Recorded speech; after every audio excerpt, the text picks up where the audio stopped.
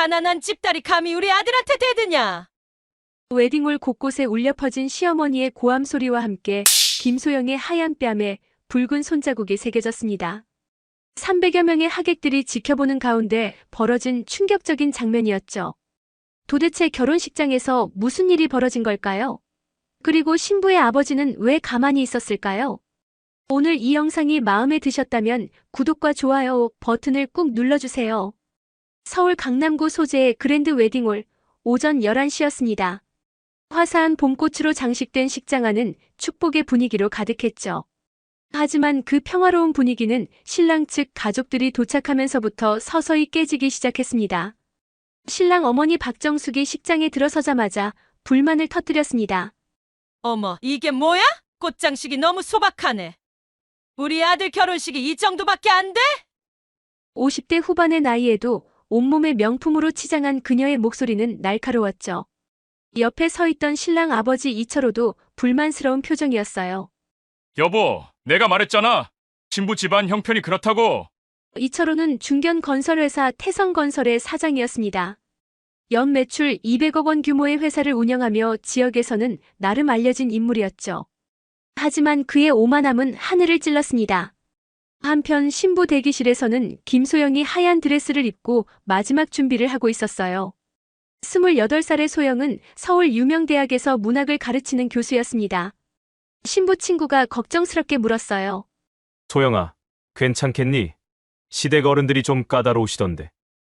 괜찮아. 민호 오빠가 다 해결해 줄 거야. 소영은 미소를 지으며 대답했습니다. 신랑 박민호는 소영을 진심으로 사랑했지만 부모님의 권위 앞에서는 한없이 작아지는 아들이었죠. 식이 시작되기 30분 전 양가 부모님들이 처음으로 한자리에 모였습니다.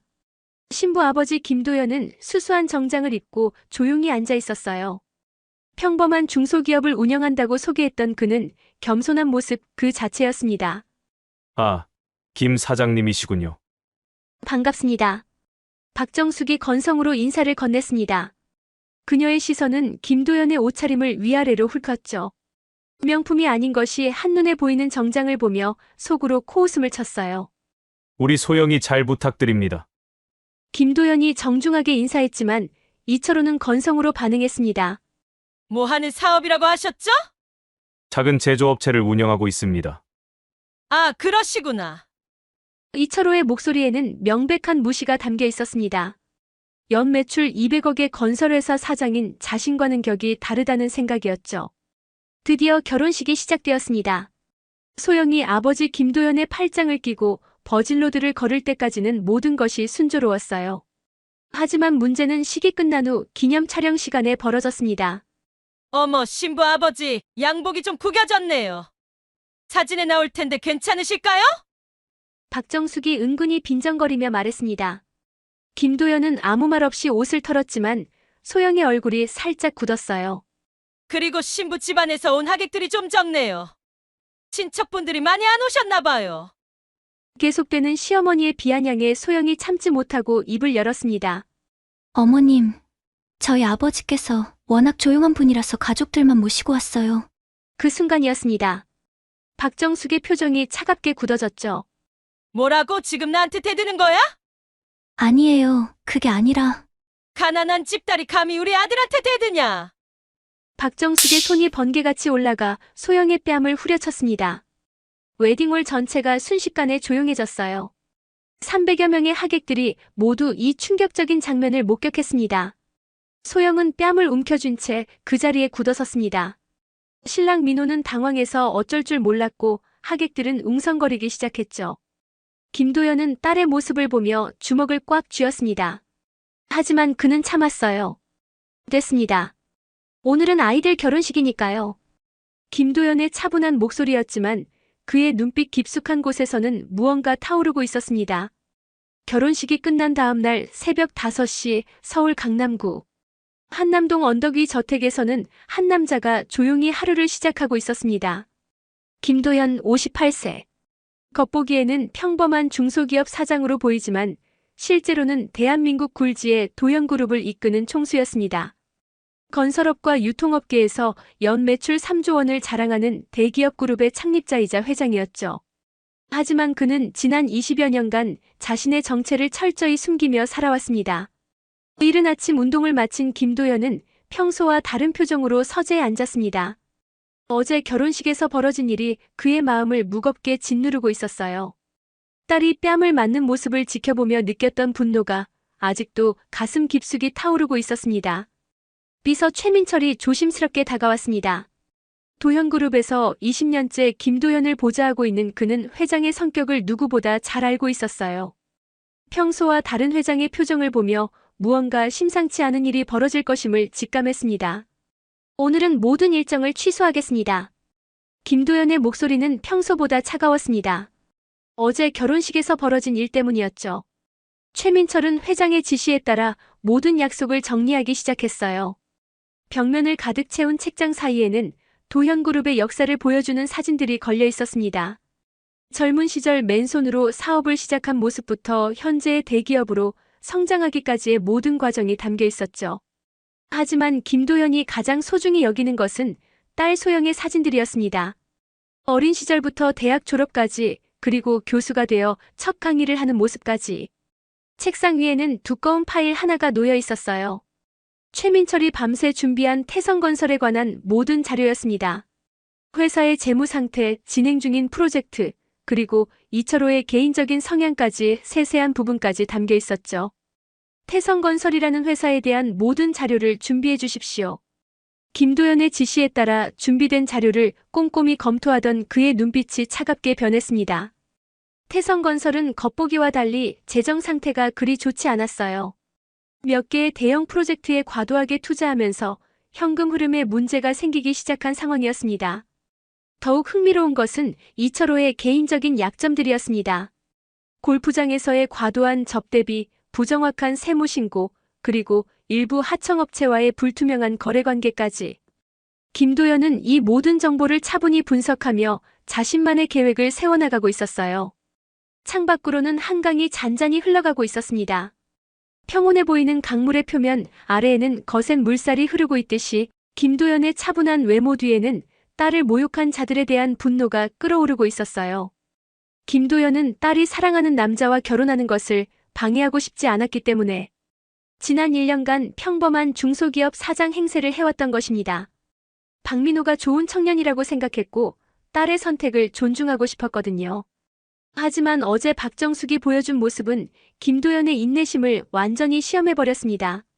그는 서서히 일어나 창가로 다가갔습니다. 지난 30년간 쌓아온 모든 것이 이 순간을 위한 준비였다는 생각이 들었어요. 딸을 지키기 위해서라면 그 어떤 것도 할 수 있었습니다. 그들이 진정한 교육이 무엇인지 깨닫게 해줄 시간입니다. 김도연의 마음속에서는 이미 치밀한 계획이 세워지고 있었습니다. 결혼식 다음 주 박정숙은 며느리 교육이라는 명목으로 소영을 시댁으로 불러들였습니다. 태성건설 사장 부인으로서의 자부심이 하늘을 찌르고 있었던 그녀는 이제 본격적으로 며느리를 길들일 생각이었어요. 소영이 시댁에 도착했을 때 박정숙은 일부러 비싼 한정식을 준비해놓고 있었습니다. 하지만 그것은 며느리를 위한 것이 아니라 자신의 권위를 과시하기 위한 도구였죠. 거실 곳곳에는 명품 가구들이 즐비했고 벽면에는 비싼 그림들이 걸려 있었습니다. 모든 것이 돈의 힘을 보여주려는 의도였어요. 박정숙의 시선은 소영의 옷차림을 위아래로 훑었습니다. 깔끔한 원피스를 입고 온 소영의 모습이 마음에 들지 않았어요. 며느리가 시댁에 올 때는 좀 더 격식을 차려야 한다는 것이 그녀의 생각이었습니다. 며느리가 시댁에 올 때는 좀 더 격식을 차려야지. 앞으로는 명품으로만 입어. 박정숙이 거실로 안내하며 계속해서 잔소리를 쏟아냈어요. 그녀의 목소리에는 교만함이 가득했습니다. 거실에 앉은 박정숙의 표정은 오만함 그 자체였습니다. 결혼식 때 신부 집안 하객들을 보며 느꼈던 실망감을 고스란히 드러내고 있었어요. 변변한 사람이 한 명도 없었다는 그녀의 평가는 가혹했습니다. 소영의 아버지가 조용한 분이라는 설명에도 그녀는 코웃음을 쳤어요. 조용한 게 아니라 가난해서 그런 거 아니야? 솔직히 말해봐. 박정숙의 직설적인 질문에 소영은 당황했습니다. 자신의 아버지 사업에 대해 정확히 알지 못했기 때문이었어요. 이철호가 골프를 치고 돌아왔을 때 부부는 며느리 앞에서 노골적으로 그녀의 집안을 폄하하기 시작했습니다. 소영이 자신의 아버지 사업에 대해 잘 모른다고 하자 그들은 그것조차 워낙 작은 사업이라서 그럴 것이라고 해석했어요. 상황은 더욱 악화되었습니다. 이철호는 갑작스럽게 민호의 대학원 학비 지원을 요구했어요. 우리 민호가 대학원 진학을 생각하고 있거든. 학비가 좀 필요한데. 며느리가 된 이상 이런 건 당연히 도와야 한다는 것이 그의 논리였습니다. 소영이 아버지와 상의해보겠다고 하자 박정숙은 더욱 날카롭게 반응했어요.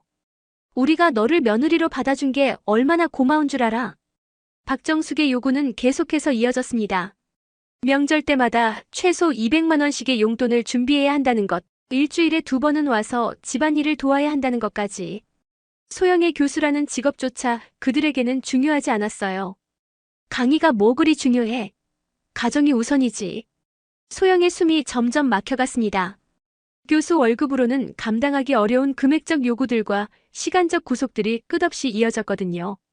그녀의 눈가에 눈물이 맺히기 시작했지만 박정숙은 오히려 더욱 심하게 몰아붙였습니다. 급기야 소영이 집에 가겠다고 하자 박정숙의 분노가 폭발했습니다. 며느리가 시어머니 말 듣기 싫어서 도망가는 거야? 역시 가난한 집 딸은 버릇이 없어. 자신들 같은 집안에 시집 온 것이 얼마나 과분한 일인지 모른다는 것이 그녀의 마지막 일침이었어요. 그 순간 소영의 휴대전화가 울렸습니다. 아버지 김도연에게서 온 전화였어요. 아버지, 너무 힘들어요. 딸의 떨리는 목소리를 들은 김도연은 즉시 상황을 파악했습니다. 더 이상 지체할 시간이 없었어요. 바로 나와라. 아버지가 데리러 가겠다. 김도연의 눈빛이 차갑게 변했습니다. 김도연이 시댁에 도착했을 때 소영은 눈물을 글썽이며 나오고 있었습니다. 아버지의 모습을 본 순간 그녀는 더 이상 참을 수 없었던 감정이 터져나왔어요. 딸의 모습을 본 김도연의 마음에 분노가 치밀어 올랐지만 그는 일단 딸을 달래는 것이 우선이었습니다. 차 안에서 소영은 시댁에서 겪은 모든 일들을 아버지에게 털어놓았습니다. 용돈 요구, 집안일 강요, 그리고 끝없는 인격 모독까지. 김도연은 딸의 이야기를 들으며 주먹을 꽉 쥐었어요. 그동안 참아왔던 모든 것들이 한계를 넘어서는 순간이었습니다. 저 정말 힘들어요. 제가 너무 부족한 건가요? 절대 그렇지 않다. 소영아, 넌 잘못한 게 하나도 없어. 집에 도착한 후 김도연은 서재에 홀로 남아 깊은 생각에 잠겼습니다. 창밖으로는 서울의 야경이 펼쳐져 있었지만 그의 마음은 전혀 평온하지 않았어요. 딸이 당한 모욕들이 하나하나 떠오르며 그의 분노를 더욱 자극했습니다. 다음 날 새벽 김도연은 이미 책상에 앉아 계획을 세우고 있었습니다. 밤새 잠을 이루지 못했지만 그의 머릿속에는 이미 완벽한 시나리오가 그려져 있었어요. 태성건설과 박정숙 일가에게 진정한 교육이 무엇인지 보여줄 때가 온 것입니다. 비서 최민철이 새벽에 급히 호출되어 도착했을 때 김도연은 이미 태성건설의 모든 약점을 파악하고 있었습니다. 회장의 단호한 표정을 본 최민철은 무언가 중대한 결정이 내려졌음을 직감했어요. 민철 씨, 첫 번째 계획을 시작하겠습니다. 김도연의 계획은 단계적이면서도 치밀했습니다. 먼저 태성건설의 모든 약점을 파악하는 것부터 시작했어요. 최민철이 준비한 자료들을 꼼꼼히 검토하며 그는 상대방의 치명적인 약점들을 하나씩 발견해 나갔습니다. 태성건설의 현금 흐름은 생각보다 훨씬 불안정했습니다. 몇 개의 대형 프로젝트에 과도하게 투자하면서 유동성 문제가 심각한 수준에 이르고 있었어요. 더욱이 이철호의 개인적인 약점들도 상당했습니다. 골프장에서의 과도한 접대비, 세무신고 과정에서의 일부 누락, 그리고 하청업체들과의 불투명한 거래 관계까지. 김도연의 첫 번째 전략은 태성건설의 주요 거래처들에게 접근하는 것이었습니다. 도현그룹의 계열사들을 통해 더 좋은 조건을 제시하여 기존 계약들을 무력화시키는 것이었죠. 하지만 이 모든 과정은 합법적이고 정당한 비즈니스 경쟁의 범위 내에서 이루어질 예정이었습니다. 도현그룹의 이름으로 직접 나서지는 마십시오. 우리 계열사들을 통해서 은밀하게 진행하세요.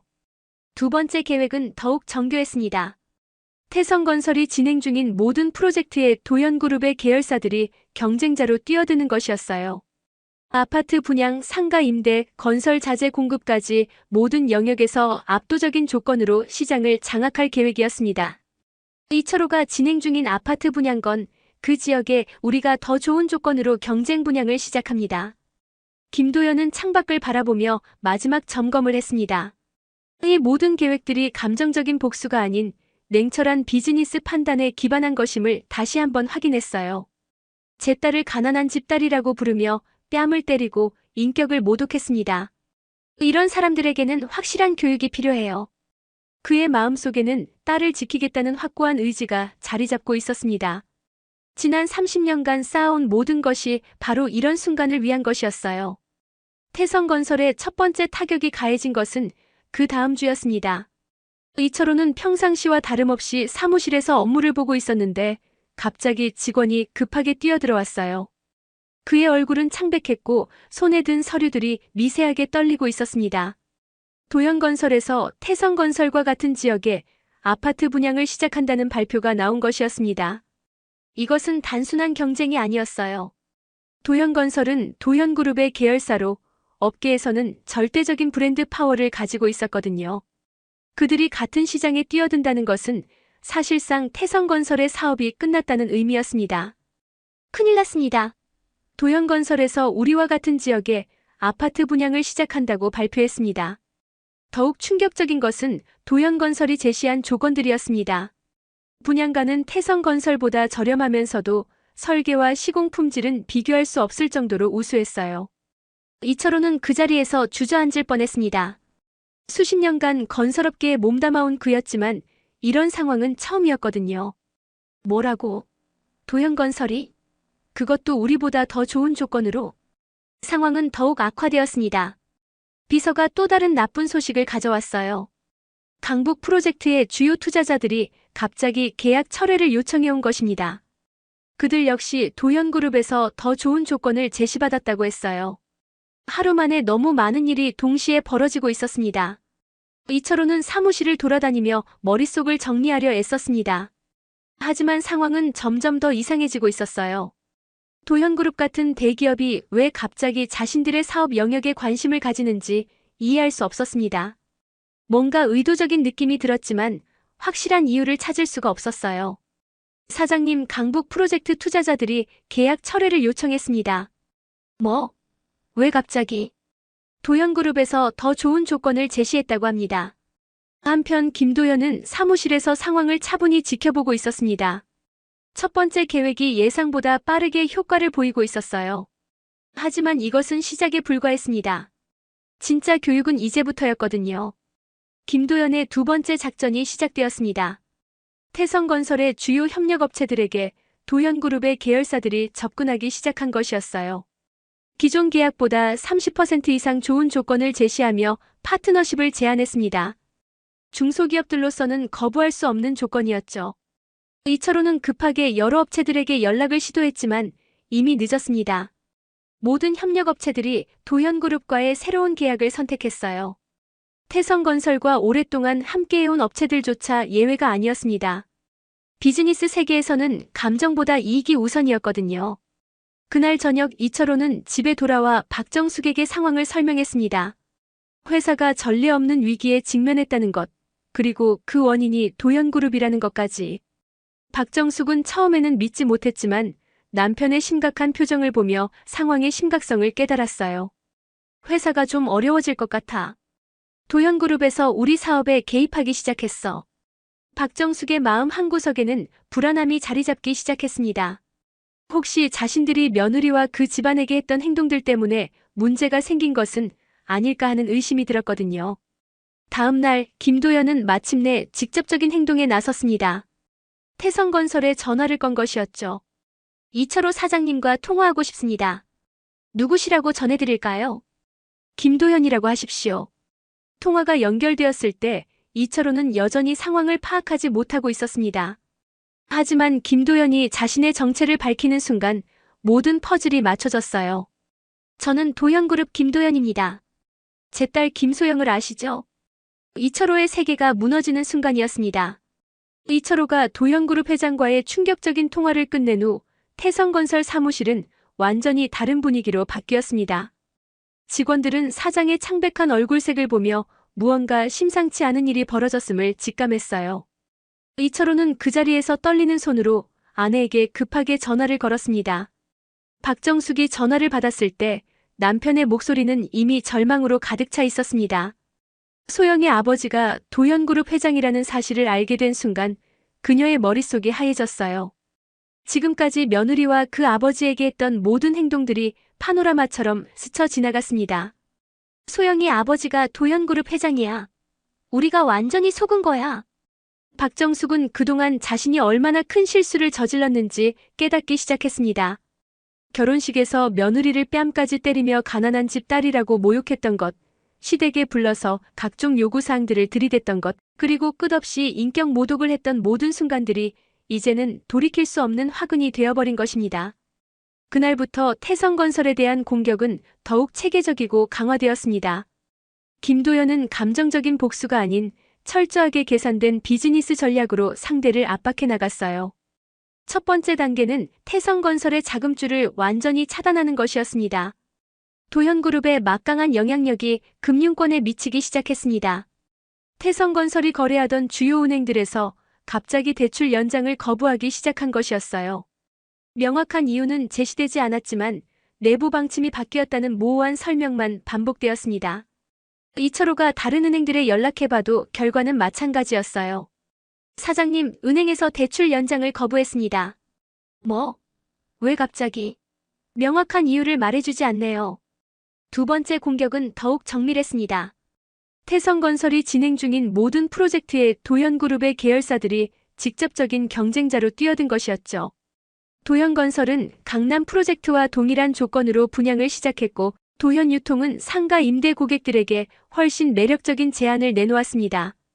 도현산업은 태성건설의 모든 협력업체들을 하나씩 빼앗아가고 있었어요. 연달아 들어오는 나쁜 소식들에 이철호는 점점 절망에 빠져갔습니다. 수십 년간 건설업계에서 쌓아온 모든 것이 불과 며칠 만에 무너져 내리고 있었거든요. 회사 직원들도 상황의 심각성을 감지하고 불안해하기 시작했습니다. 도현건설에서 우리 강남 프로젝트와 같은 조건으로 분양을 시작한다고 합니다. 도현유통에서 우리 상가 임대 고객들에게 더 좋은 조건을 제시했어요. 김도연은 사무실에서 상황을 차분히 점검하고 있었습니다. 태성건설의 현재 상황은 예상보다 빠르게 악화되고 있었어요. 현금 흐름이 완전히 마비되었고 신규 계약은 전무한 상태였습니다. 하지만 김도연에게는 이것도 아직 충분하지 않았어요. 세 번째 계획이 시작되었습니다. 태성건설의 기존 고객들에게 직접 접근해서 계약 해지를 유도하는 것이었죠. 도현그룹에서 직접 나서서 고객들에게 월등히 좋은 대안을 제시했습니다. 고객들로서는 거부할 이유가 없었어요. 이 공격이 시작되자 태성건설의 고객들이 하나둘씩 이탈하기 시작했습니다. 오랫동안 신뢰관계를 유지해온 고객들조차 더 좋은 조건 앞에서는 마음을 바꿀 수밖에 없었어요. 비즈니스 세계에서는 개인적 감정보다 실질적 이익이 우선이었기 때문입니다. 이철호는 이제 완전히 궁지에 몰렸습니다. 회사의 모든 수입원이 차단되었고 기존 계약마저 하나씩 해지되어 가고 있었어요. 그제야 그는 자신이 상대하고 있는 것이 단순한 경쟁사가 아니라 대한민국 최고의 기업 집단이라는 사실을 뼈저리게 깨달았습니다. 태성건설의 몰락은 생각보다 빠르게 진행되었습니다. 불과 한 달 만에 회사의 모든 시스템이 마비되기 시작했어요. 이철호는 매일 아침 사무실에 나와도 할 일이 없었습니다. 신규 계약은 완전히 끊어졌고 기존 프로젝트들은 하나씩 중단되어 가고 있었거든요. 직원들의 표정도 날이 갈수록 어두워졌습니다. 회사의 미래에 대한 불안감이 사무실 전체를 지배하고 있었어요. 일부 직원들은 이미 이력서를 준비하기 시작했고 몇몇은 다른 회사로 이직을 위한 면접을 보러 다니고 있었습니다. 사무실 곳곳에서 들리는 작은 속삭임들과 한숨소리가 회사의 절망적인 분위기를 더욱 무겁게 만들었어요. 가장 치명적인 타격은 은행에서 왔습니다. 모든 대출에 즉시 상환을 요구받은 것이었어요. 태성건설의 신용도가 급격히 하락하면서 금융기관들이 일제히 등을 돌린 것입니다. 이철호는 어떻게든 자금을 마련하려 애썼지만 이미 모든 문이 닫혀 있었어요.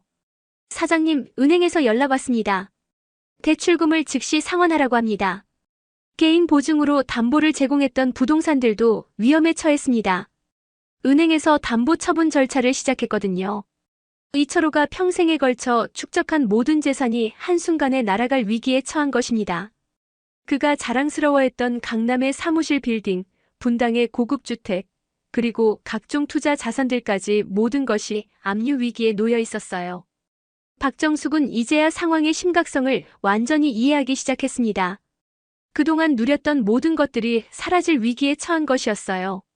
명품 가방들과 비싼 보석들, 그리고 자신이 그토록 자랑스러워했던 사회적 지위까지 모든 것이 위태로워졌습니다. 더욱 충격적인 것은 주변 사람들의 반응이었습니다. 그동안 태성건설 사장 부인이라는 이유로 비굴하게 굴었던 사람들이 하나둘씩 연락을 끊기 시작했어요. 골프장에서 만나던 부인들도 이제는 박정숙을 피하기 시작했습니다. 돈과 권력이 사라지자 진짜 인간관계가 드러난 것이었죠. 여보, 정말 우리가 망하는 거야? 집까지 뺏긴다고. 이철호는 마지막 희망을 걸고 여러 방면으로 도움을 요청해봤습니다. 하지만 누구도 도현그룹과 정면으로 맞서려 하지 않았어요. 업계에서는 이미 태성건설이 도현그룹과 무언가 문제를 일으켰다는 소문이 퍼져 있었습니다. 평소 친하게 지내던 동업자들조차 이철호의 전화를 받지 않았어요. 회사 사무실에는 이제 청구서들만 쌓여갔습니다. 전기료, 사무실 임대료, 직원 급여까지 모든 것이 밀려 있었어요. 이철호는 개인 통장에 마지막 남은 돈까지 털어서 직원들 급여를 지급했지만 그것도 한두 달이 한계였습니다. 가장 견디기 힘든 것은 직원들의 시선이었습니다. 그들은 말로 표현하지는 않았지만 사장에 대한 원망과 실망이 눈빛에 고스란히 드러나고 있었어요. 수십 년간 함께해온 직원들조차 이제는 이철호를 바라보는 시선이 차가워졌습니다. 박정숙은 집에서 혼자 눈물을 흘렸습니다. 그제야 자신이 며느리에게 했던 행동들이 얼마나 큰 잘못이었는지 깨달았어요. 도현그룹 회장의 딸을 가난한 집딸이라고 모욕했던 것, 각종 무리한 요구를 했던 것, 그리고 인격적으로 모독했던 모든 순간들이 이제는 돌이킬 수 없는 화근이 되어버린 것입니다. 상황은 더욱 악화되었습니다. 법원에서 강제 집행 예고 통지서가 날아왔어요. 회사 자산뿐만 아니라 개인 재산까지 압류될 위기에 처한 것입니다. 이제 그들에게는 한 가지 선택지만 남아 있었습니다. 절망에 빠진 이철호와 박정숙은 마침내 결단을 내렸습니다. 더 이상 버틸 수도 피할 수도 없는 상황이었어요. 그들은 김도연에게 직접 만날 것을 요청했습니다. 자존심을 완전히 버리고 무릎을 꿇을 각오로 말이죠. 만남의 장소는 도현그룹 본사 회장실이었습니다. 이철호와 박정숙이 40여 층 높이의 빌딩에 들어섰을 때 그들은 도현그룹의 진짜 규모를 실감할 수 있었어요. 로비에 진열된 각종 수상 내역들과 계열사 현황들을 보며 그들은 자신들이 얼마나 큰 실수를 저질렀는지 뼈저리게 깨달았습니다. 엘리베이터를 타고 올라가는 동안 박정숙의 손은 계속 떨렸습니다. 그동안 며느리에게 했던 모든 행동들이 머릿속을 스쳐 지나갔어요. 가난한 집딸이라며 뺨을 때렸던 순간, 각종 무리한 요구를 했던 순간들이 이제는 모두 자신의 목을 조르는 올가미가 되어버린 것입니다. 회장실에 들어선 순간 이철호와 박정숙은 김도연의 위험에 압도되었습니다. 수수한 옷차림을 했던 결혼식 때의 모습과는 완전히 달랐어요. 정장을 입은 김도연에게서는 수십 년간 대기업을 이끌어온 카리스마가 물씬 풍겨났습니다. 거대한 회장실의 분위기와 함께 그의 존재감은 두 사람을 완전히 압도했어요. 김도연은 그들을 바라보며 아무 말을 하지 않았습니다. 침묵이 흘렀고 그 침묵은 이철호와 박정숙에게는 견디기 힘든 고문과도 같았어요. 결국 박정숙이 먼저 무릎을 꿇었습니다. 그녀의 목소리는 떨렸고 눈물이 볼을 타고 흘러내렸습니다. 정말 죄송합니다. 저희가 정말 잘못했습니다. 그녀의 목소리에는 진심 어린 후회가 담겨 있었습니다. 지금까지의 모든 행동에 대해 진심으로 사과한다는 말 자신들이 얼마나 무지하고 오만했는지 깨달았다는 고백이 이어졌어요. 특히 소영에게 했던 모든 무례한 행동들에 대해서는 정말로 죽을 죄를 지었다고 말했습니다. 이철호도 박정숙 옆에 무릎을 꿇었습니다.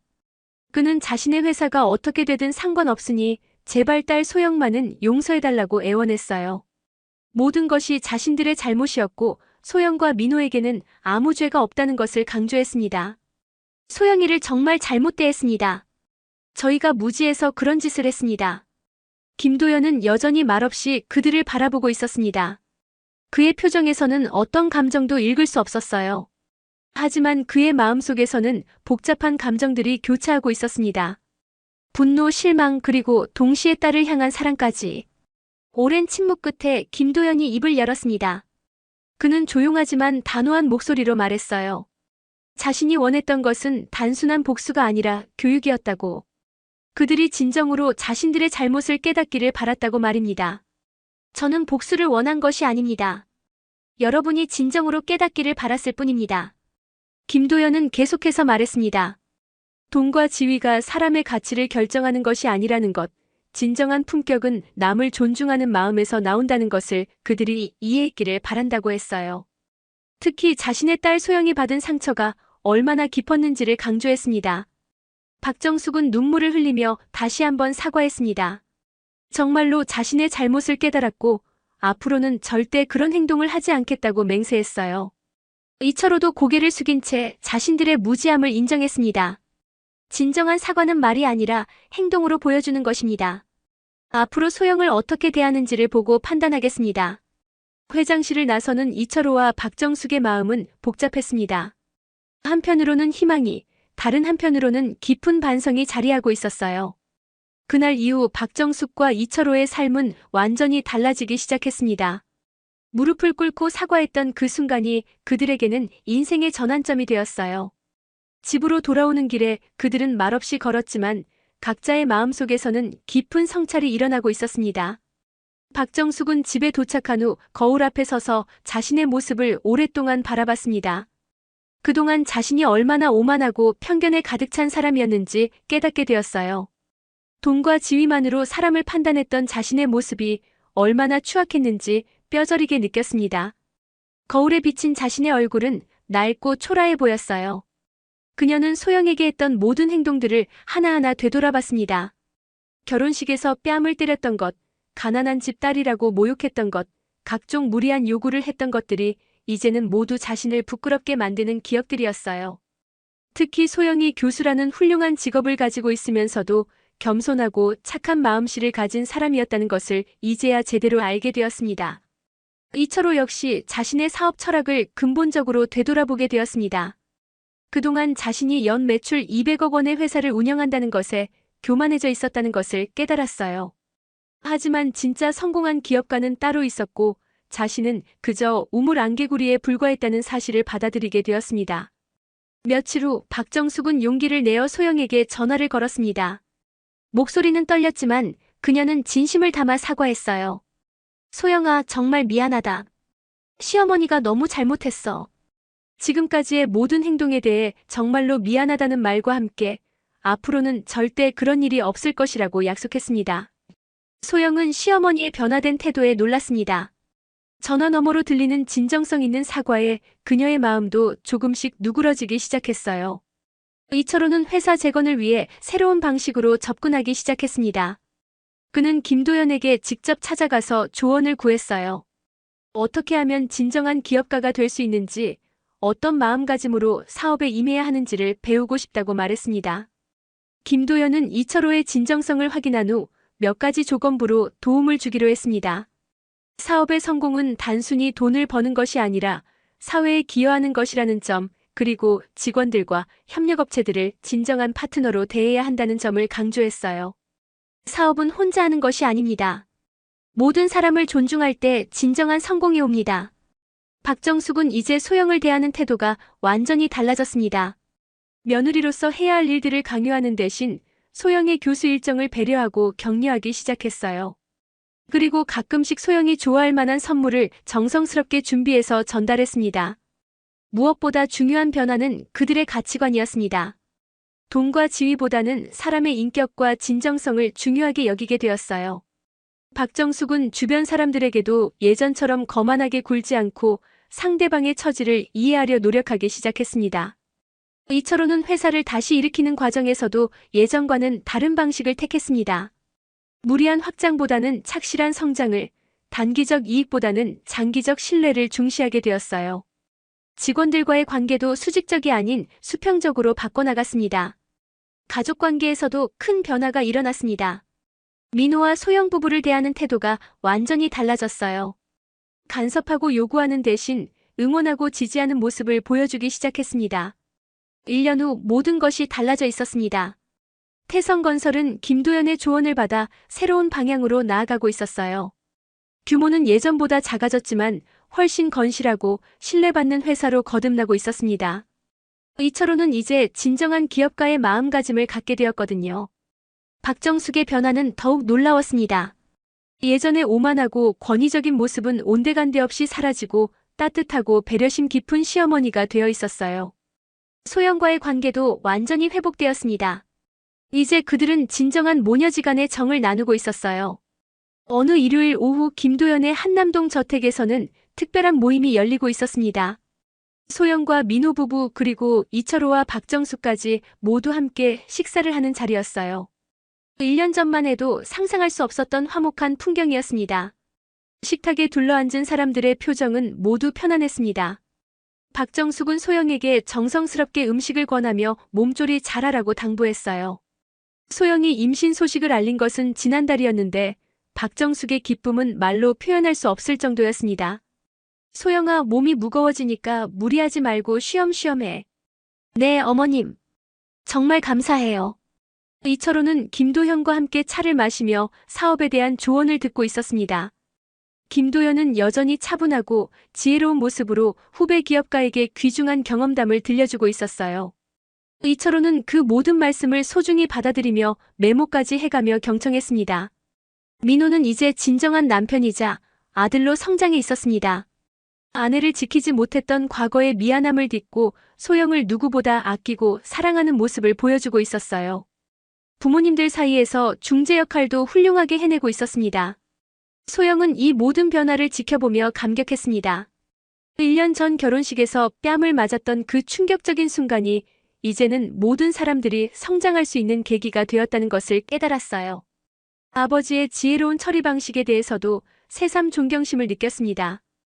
김도연은 이 모든 과정을 지켜보며 깊은 만족감을 느꼈습니다. 처음에는 분노로 시작된 일이었지만 결국 모든 사람들이 성장하고 발전하는 기회가 되었다는 것의 의미를 찾았어요. 진정한 교육이란 벌을 주는 것이 아니라 깨달음을 주는 것이라는 신념이 옳았다는 것을 확인할 수 있었습니다. 저녁이 되어 모두가 작별 인사를 나누는 시간이 되었습니다. 박정숙은 소영을 꼭 안아주며 정말 고맙다고 말했어요. 자신들의 잘못을 용서해준 것에 대한 감사의 마음이었습니다. 소영도 시어머니를 따뜻하게 안아주며 이제는 정말 가족이라고 말했습니다. 이제 정말 우리 가족이네요, 어머님. 그래, 우리 딸. 이철호는 김도연에게 깊이 고개를 숙여 인사했습니다. 인생의 스승을 만난 것에 대한 감사와 앞으로도 계속 가르침을 받고 싶다는 뜻을 전했어요. 김도연은 미소를 지으며 언제든 찾아오라고 말했습니다. 집으로 돌아가는 차 안에서 박정숙과 이철호는 지난 1년을 되돌아봤습니다. 고통스러웠지만 그 덕분에 진정으로 중요한 것이 무엇인지 깨달을 수 있었어요. 돈과 지위가 아니라 사람에 대한 존중과 진정성이 얼마나 소중한지 배웠습니다. 몇 달 후 소영과 민호 부부에게 건강한 아이가 태어났습니다. 박정숙은 이제 진정한 할머니가 되어 손자를 극진히 돌봤어요. 김도현도 외할아버지가 되어 새로운 기쁨을 만끽하고 있었습니다. 태성건설은 이제 작지만 신뢰받는 회사로 자리 잡았습니다. 이철호는 김도연에게서 배운 경영 철학을 바탕으로 직원들과 상생하는 기업 문화를 만들어가고 있었어요. 이 모든 이야기는 하나의 교훈을 남겼습니다. 진정한 품격은 돈이나 지위에서 나오는 것이 아니라 다른 사람을 존중하고 배려하는 마음에서 나온다는 것이었어요. 오늘 이 이야기가 여러분의 마음에 울림을 주었다면 구독과 좋아요 버튼을 눌러서 더 많은 사람들과 함께 나누어 주세요. 여러분의 소중한 댓글도 기다리고 있습니다.